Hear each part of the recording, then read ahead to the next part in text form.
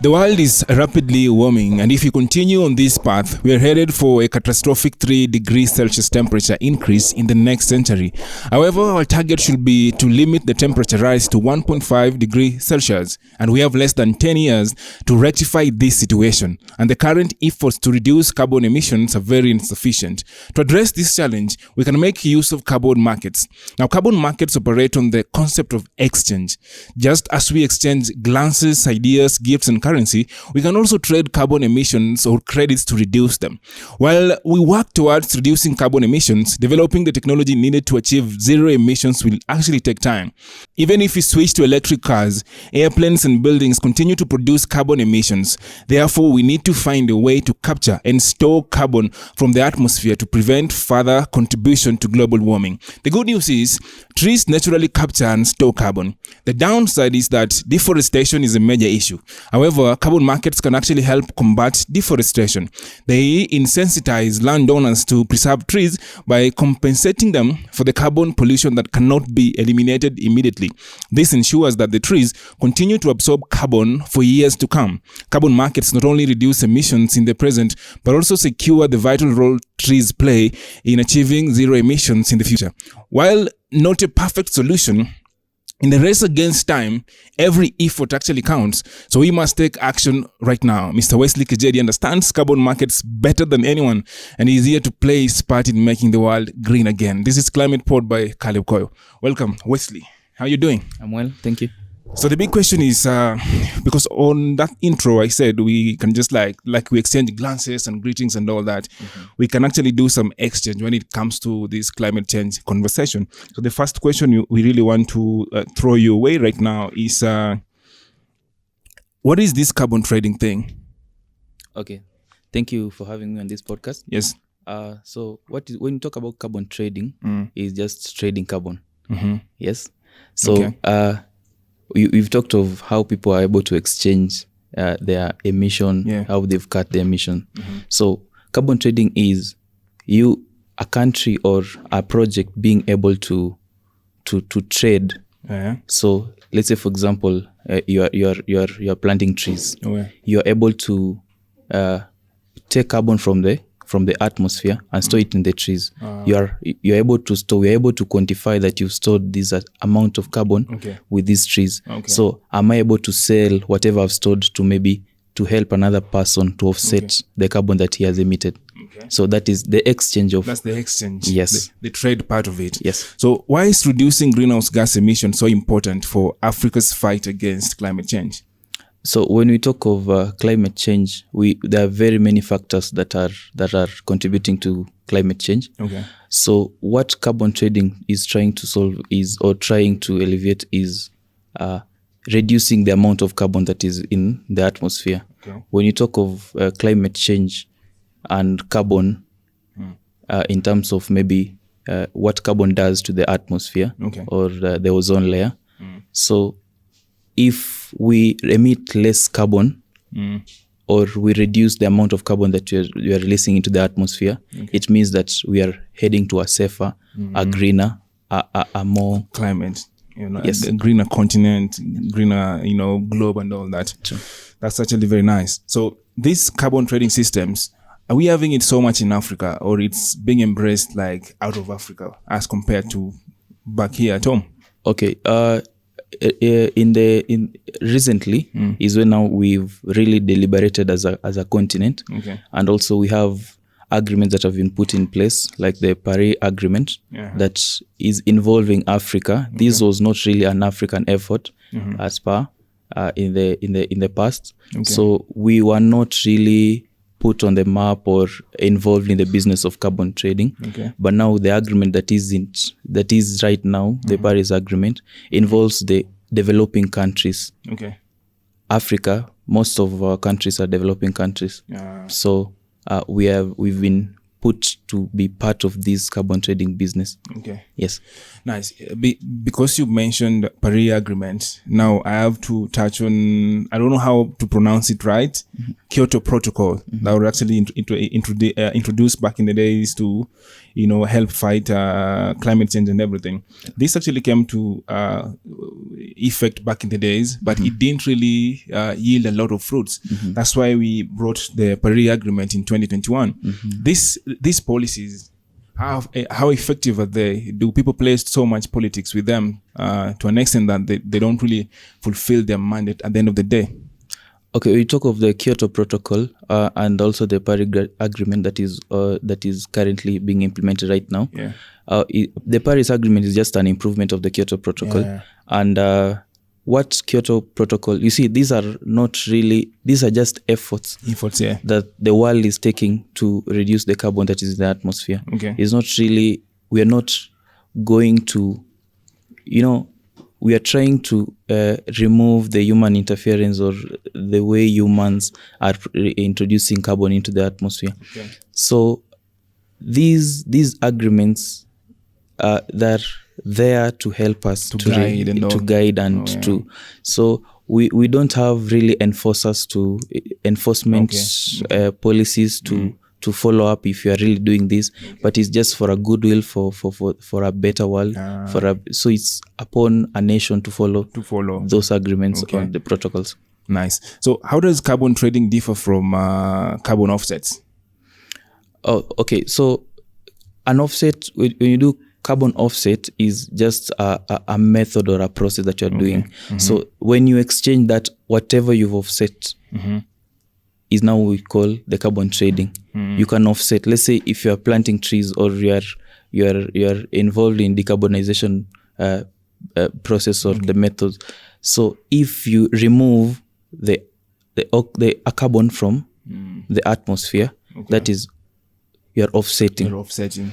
But now if whatever you've offset, you're able to sell it to another. That's trading now. Now that is trading. Yeah. So this is also very important for African businesses and African governments. True. Is it a business that many people are tapping into right now? Because I think it could be the safest business. You make money, but also you do it on a very good cause. Yes.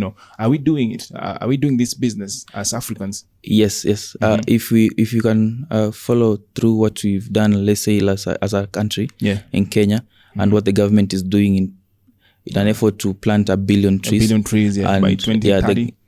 True. That is one of things that we are doing as a country and getting involved into this business.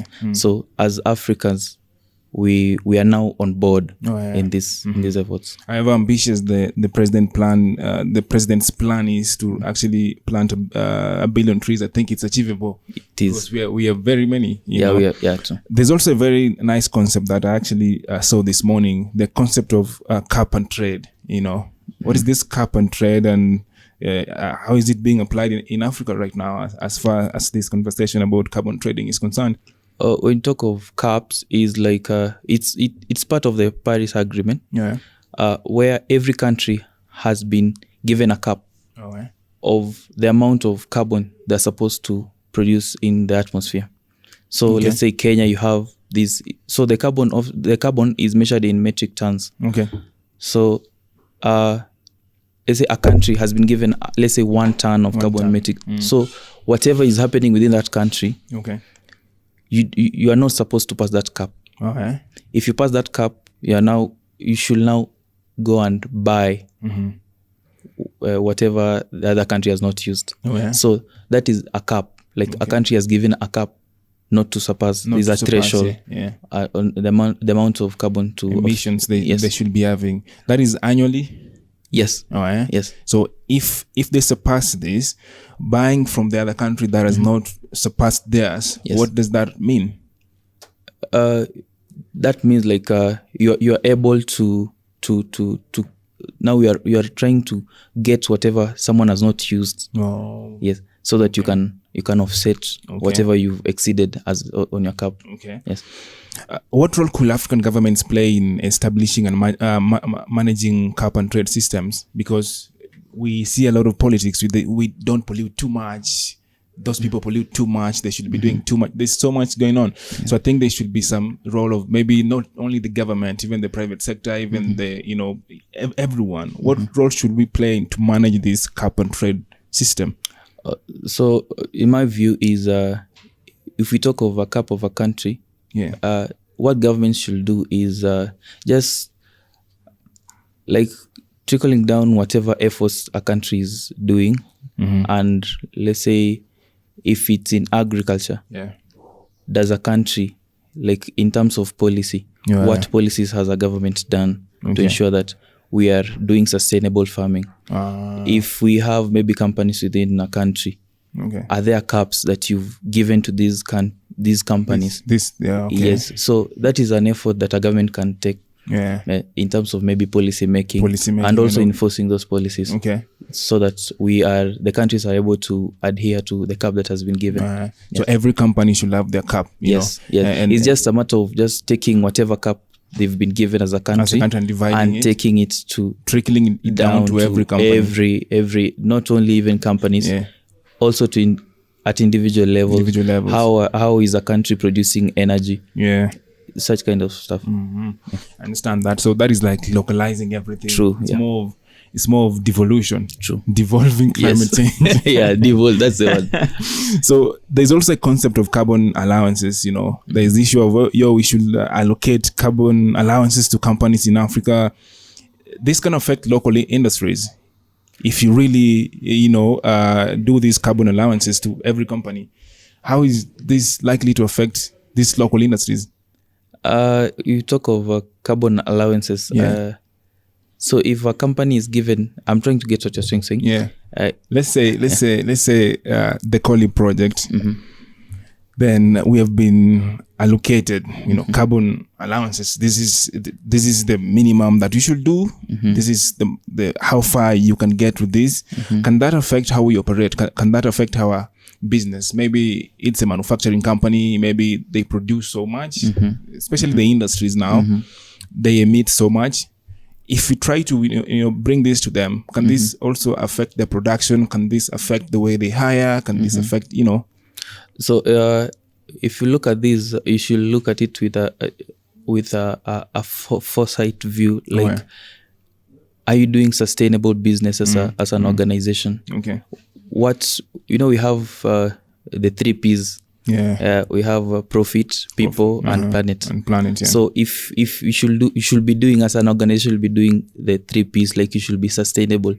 When you talk of sustainability of an organization, is how do you see yourself as an organization 30 years from now? So if you've been given that allowance, so you are able to produce more. What of tomorrow? What if your materials will be depleted by 2050? Will you still be there as a business? Yes. So I think that's really... Every company should put that into consideration and everything.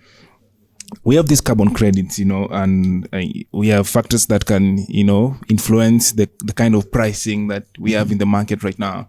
You are an expert. You do this business. You have maybe I could call it a startup that actually does this. What are some of these factors that can actually influence the price of carbon credits? So it's just that the rules of business, supply and demand. It's business. Yes, true. So if we have a lot of people who want to offset their carbon, now that really affects the price of the carbon credit. Yes. It's just normal business. It's just normal business. There's no like special something. It's just like the way somebody else sells shoes. The problem with the carbon trading business is a voluntary kind of business. Like, there's nobody to enforce that. Yes, we have enforcements from the UN that certifies projects, but now we don't have regulators to cap maybe the pricing of something. So it's just willing seller, willing buyer, willing seller. Like that. Yes. So the price of the carbon offsets is just market driven, just supply market and driven, demand. Yes, true. When the dollar goes like this, Yes, it could go. Understand? So there are very many challenges, and people are criticizing climate change. People criticized Kyoto Protocol. People are still criticizing Paris Agreement right now. And there's so many lessons that African countries can actually learn from issues faced by, of course, the first international carbon market that was under Kyoto Protocol. Right. Those lessons are in the public domain. Those lessons are always in conferences that are organized by governments, and people who are so much interested in climate change, they know some of these lessons. But we can also talk about oversupply of carbon allowances. And this actually can lead to financial crisis. Like we were saying, it might affect the way a company does the business. But you provided a very good insight and said, if you do this right now, where do we want to be in 2050 or in let's say even 2030? So I think there's too many perspectives that organizations can actually, put into perspective every day. So another issue that we have in Africa, of course, as far as carbon trading systems are concerned, potential challenges, governments and all that. Do we have the right people? Let's say we have we have our president, William Ruto, His Excellency. There's a lot of conferences. We have the young people, we have the startups and everything.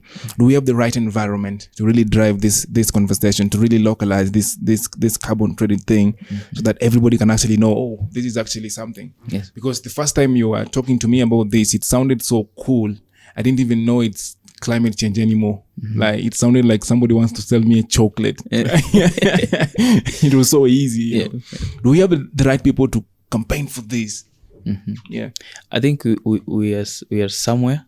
We are starting somewhere. Okay. I think every effort or every good thing that you see started somewhere. For sure. The conversation has already started. That is a good thing. That's why we're here today. Yeah, true. Yeah, like having this podcast, just sensitizing people on climate change. Like right now, someone is able to know why he's going to plant a tree. Plant a tree, for sure. Yes. Why are you going to do something like how is it going to affect the climate? Like us starting this conversation is the first step in achieving a carbon free. The rubber is on the road already, so the information is out. Like they said, many to care. The writing is on the wall, so whatever you want to do with it, it's just you. But talking about something we want to do with something, are there any existing or planned carbon markets in Africa? And if so, how do they actually function? Yes, we do have existing carbon.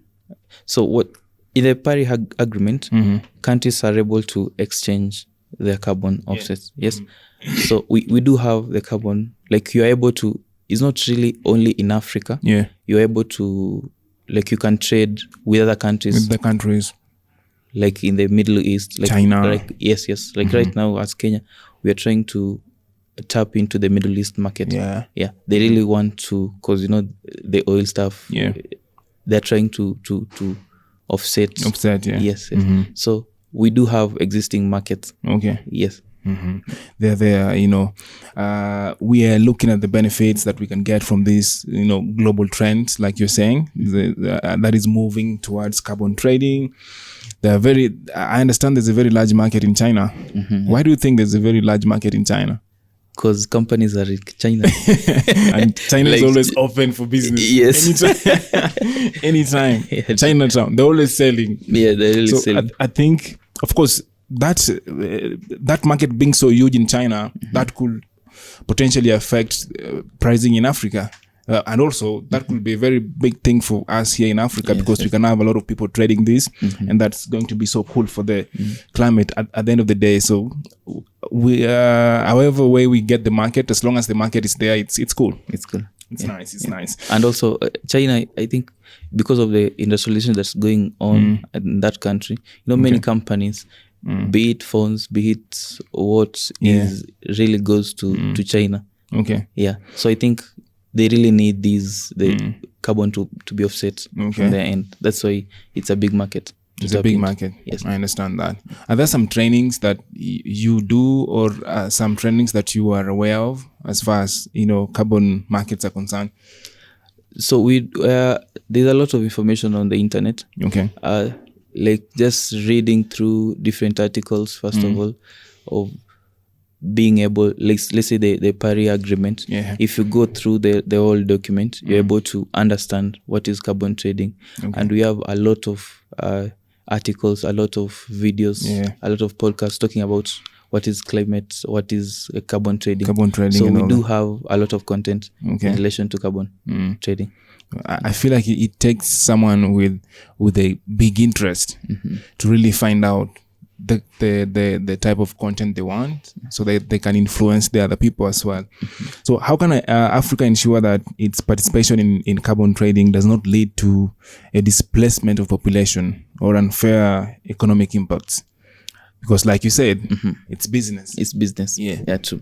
So I want to also clarify that when we are talking of carbon trading, it's not only, we have two ways in which you can earn carbon, like you can participate in carbon trading.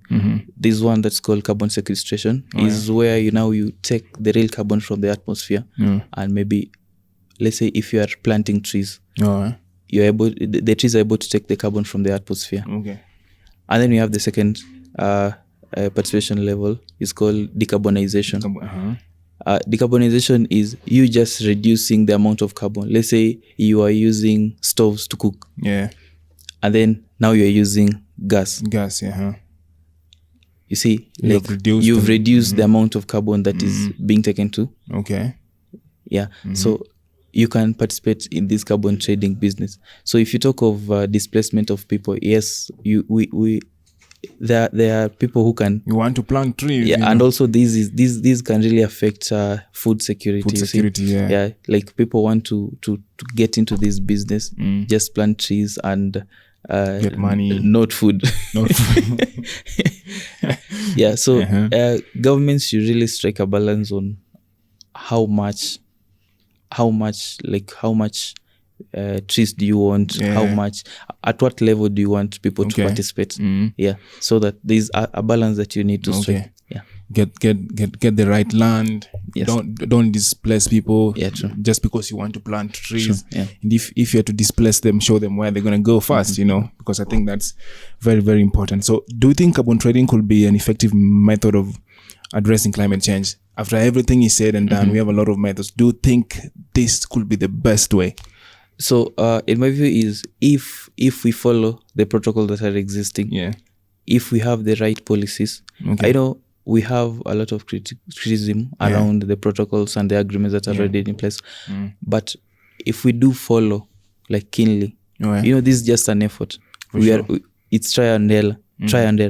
This is our world. We have one earth. There's no planet B, man. Yes.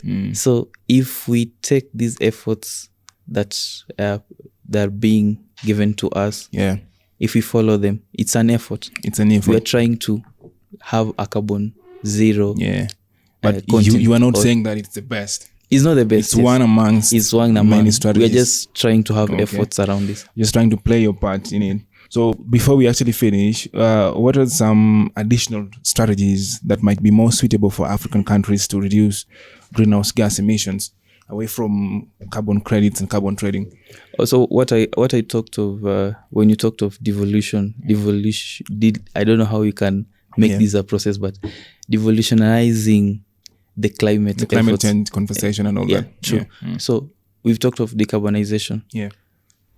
So are you using maybe charcoal to cook? You see, if you can replace that, or you can have an alternative way of cooking that is without cutting trees and burning and producing a lot of carbon. You see, that's an effort that you're taking at an individual level. If you and me do that, like we've really done a lot in terms of like producing less carbon into the atmosphere. For sure. So what you're saying is this conversation should not just be in boardrooms and all that. Everybody has a part to play. It doesn't matter how financially stable you are. It doesn't matter where you are.